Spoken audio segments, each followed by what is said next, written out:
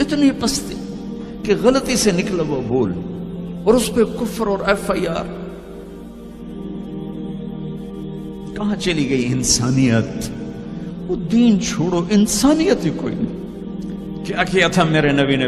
18 برس قتل کے منصوبے بنانے والے مکہ والے انتظار کر رہے ہیں کہ اے ہونے قتل ہوئے، اے ہونے قتل ہوئے، اے ہونے تلوار آئی، اے ہونے تلوار آئی. میرے نبی نے فرمایا جاؤ معاف کر دیا. تم تو اس کے امت کی کیا کر رہے ہو؟ کدھر جا رہے ہو؟ یہ امت کیا منہ دکھائے گی اللہ اس کا رسول کو کہ جس نے منافقوں کو سینے سے لگایا، عبداللہ بن ابی جیسوں کے جنازے پڑھ دی. کہاں چلے گئے؟ کہاں ڈوب کے؟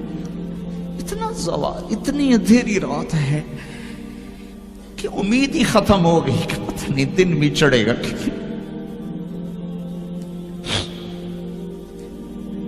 دین کے نام لینے والے جب دین کو ذبح کرنے پہ آ جائیں، ممبر پہ بیٹھنے والے جب نفرتوں کی آگ بھڑکانے لائے، کس سے غلطی نہیں ہوتی؟ ایک پاک انبیاء کی ذات ہے جن کی زبان پہ اللہ بولتا. باقی طارق جمیل روزانہ مجھے 40 سال ہو گئے بیان کرتے ہوئے، میں خطا نہیں کروں گا تو اور کیا کروں گا؟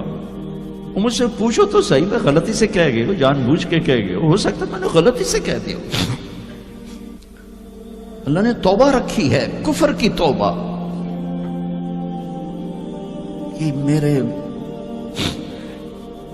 درد سے بول رہا ہوں، زوال ہے، زوال خوفناک زوال ہے. جب ممبر پہ بیٹھنے والے دین سے اتنے دور چلے گئے، عوام کا کیا؟ طلحہ نے نبوت کا دعویٰ کیا اور لڑائی کی صحابہ سے. عکاشہ بن محسن جیسے بدری صحابی کو شہید کیا، اتنے بڑے مقام کے صحابی کو شہید کیا. اور حضرت عمر کے زمانے میں توبہ کرنے آیا، آپ نے گلے لگا لیا توبہ تو سب کفر کے نبوت کے دعوے. میرا اللہ کہتا میں تو ہر بیان میں کہہ رہا ہوں کہ دھرتی گناہوں سے بھر کے ایک دفعہ کہو یا اللہ میری توبہ، تو اللہ کہتا جاؤ سب معاف کیا. یہ میں زوال بتاؤ. آج امت کتنی پستی میں چلی گئی ہے، کس قدر فرقہ واریت نے ایک اجتہا کی شکل اختیار کر لی ہے کہ ایک دوسرے کو سلام کرنے سے کہ کافر کافر کافر، کتے خنزیر. میرا نبی ایسے بولتا تھا.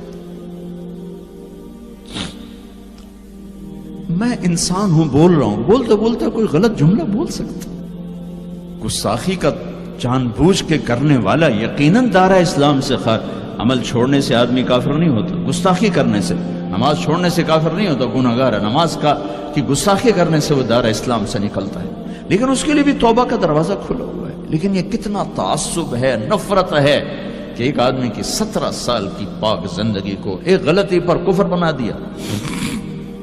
یہ گراوٹ ہے، زوال ہے. ہمیں بندر خنزیر بنانے کے لیے فرقہ واریت ہی کافی تھی. اس کملی والے کو دعائیں دو جس نے حسن حسین کو ذبح بنا دیا. تمہارے لیے ہاتھ اٹھو، میری امت کے ساتھ کیا کرے گا؟ پوچھ کے ہو.